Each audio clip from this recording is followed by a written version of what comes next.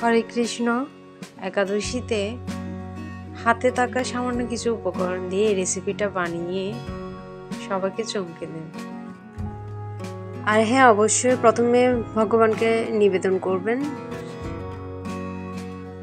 এখানে আমি অল্প পরিমাণ আলু সিদ্ধ করে নিয়েছি এবং এর খোসা ছাড়িয়ে নিচ্ছি।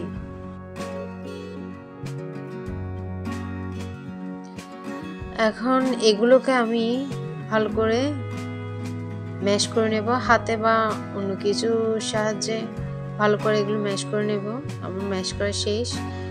এখন এতে আমি সন্দুক লবণ দিলাম এবং কাঁচামরিচ কুচি করে কেটে দিলাম এবং এগুলো ভালো করে মিশিয়ে নিচ্ছি।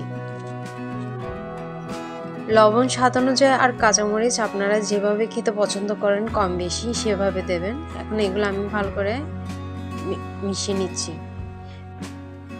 এবং এর থেকে অল্প পরিমাণ নিয়ে এটাকে ভালো করে আমরা বলের একটা শেপ দেব। এভাবে করে আমি প্রত্যেকটা বল নিয়ে নিচ্ছি। প্রত্যেকটা বল একই সাইজে যেন হয় সেদিকে খেয়াল রাখবেন এবং গোল করে শেপ করে নেব সবগুলা।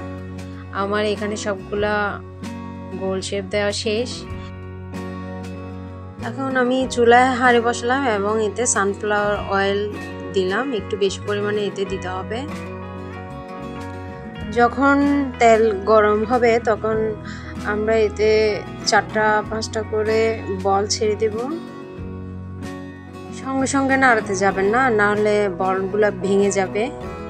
আমি জাস্ট এখানে উপরে এভাবে করে তেলের ছিটা দিচ্ছি যাতে উপরেও পড়ে এবং এক পাশ লালচে হলে অন্য পাশে আমরা উল্টিয়ে দেব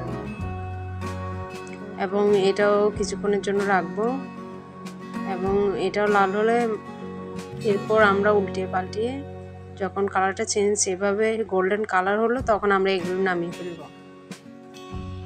এভাবে আমরা সবগুলো ভেজে নেব।